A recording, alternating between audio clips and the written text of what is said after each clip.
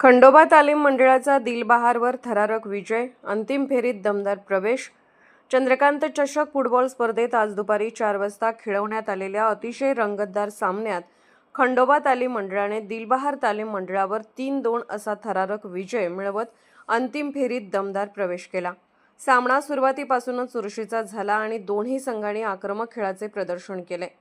सामन्याच्या अवघ्या 6व्या मिनिटाला मिळालेल्या फ्री किकवर दिलबहारच्या थांग जेलिन याने अप्रतिम गोल करत संघाचे खाते उघडले आणि दिलबहारला 1-0 अशी आघाडी मिळवून दिली। या गोलनंतर खंडोबा तालीम मंडळाने जोरदार पुनरागमन करत आक्रमणाची धार वाढवली।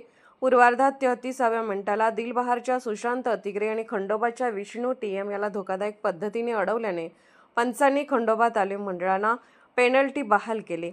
या सुवर्ण संधीचा अचूक फायदा घेत प्रभू पवार यांनी गोल नोंदवत सामना 1-1 असा बरोबरीत आणला।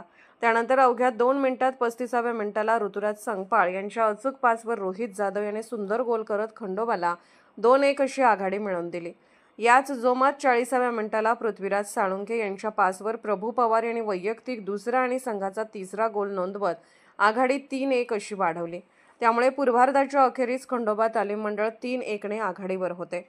उत्तरार्धात दिलबहार तालीम मंडळाने जोरदार प्रयत्न करत 68व्या मिनिटाला थांग जेलिनच्या पासवर एल गॉगल यांनी शानदार मैदानी गोल करत सामन्यात 3-2 अशी रंगत आणली। यानंतर दिलबहारकडून माणिक पाटील, स्वयं साळुंखे, गंधर्व घाडगे, सुशांत अतिग्रे, फेबिन ओम जरद यांनी आक्रमक खेळ करत सामना बरोबरीत आणण्याचा प्रयत्न केला। मात्र खंडोबा तालीम मंडळाच्या भक्कम बचावफळीने शेवटपर्यंत दिलबहारला गोल करण्यापासून रोखले आणि अखेर 3-2 असा विजय निश्चित केला।